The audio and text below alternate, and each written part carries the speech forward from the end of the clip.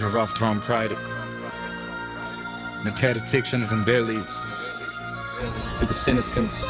I descend into the sub-basements where the air tastes metallic, where suppressed timelines rot in silent, coded decay. The walls hum with archive screams, voices erased from history because they saw too much, spoke too loud, lived too awake. This is where the black budget profits score wars using simulations that run centuries ahead, projecting future obedience while rewriting the past with surgical dread. Deep state cartographers map the human psyche like a corrupted continent, tracing fault lines where rebellion might erupt and flooding them with engineered torment. Every emotion you feel has already been graphed, measured, and tuned. Fear dialed up through resonant towers, rage amplified through scripted doom. The networks aren't networks, they're feeding grids, harvesting neural energy like digital marrow. Children grow up under invisible indoctrination beams that burrow shallow than narrow. I watch reality stutter as they recalibrated the simulation spine, adjusting growability curves so their dominion aligns.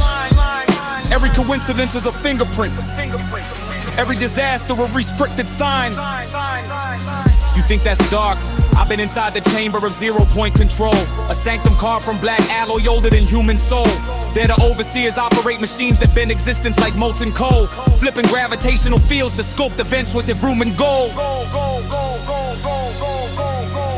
I saw blueprints for consciousness, engines built to hijack dreams, turning sleepers ever service that compute forbidden schemes. Operation Echelon Abyss mapped the collective subconscious across continents, charting fear clusters and hope anomalies as if they were contaminants.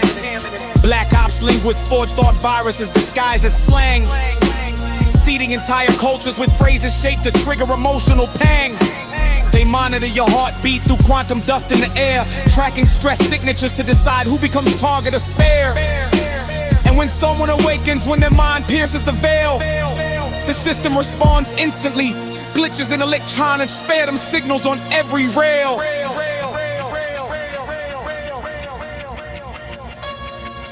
But the most sinister layer lies in the archives of the null conspiracy, a protocol crafted by factions that predate every known dynasty. These are entities that don't breathe, don't bleed, don't die. They migrate through centuries wearing new identities like masks in a cosmic lie. I've seen documents describing their entry points, wormholes woven into atmospheric storms, opened by robotic pulses emitted from clandestine orbital forms. Governments aren't in control, their caretakers maintaining containment, while the real architects operate from dimensions beyond engagement. Transrenics were rehearsal tapes, economic crisis calibration drills. Societies reach state with psychological shockwaves that imprint submission in the wheels. The towers you see at horizon's edge aren't for signals or phones. They're stabilizers predicting the barrier between worlds from breaking their zones. But sometimes it slips, and shadows move without origin, silhouettes matching no human proportion, no earthly skin. Then, ere the forbidden artifacts, locked inside antimatter vaults.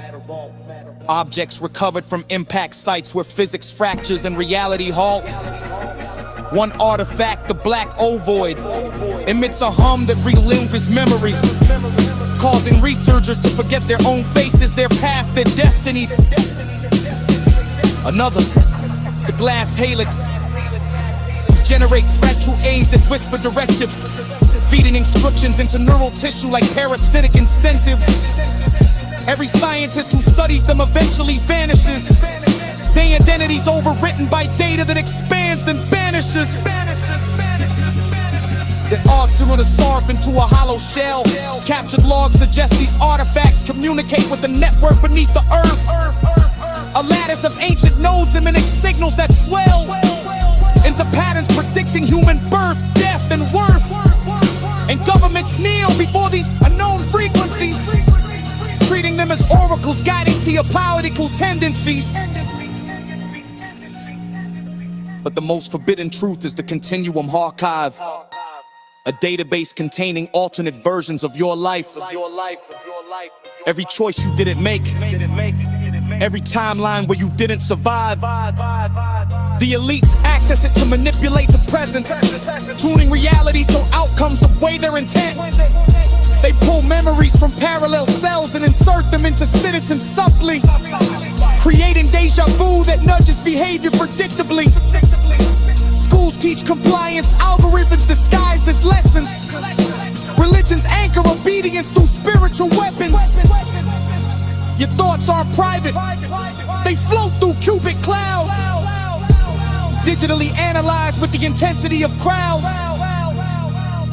And when the system deems you dangerous, it deploys Rorschach agents, figures with mirrored faces that appear in peripheral vision, erasing your confidence, clouding perception, distorting cognition.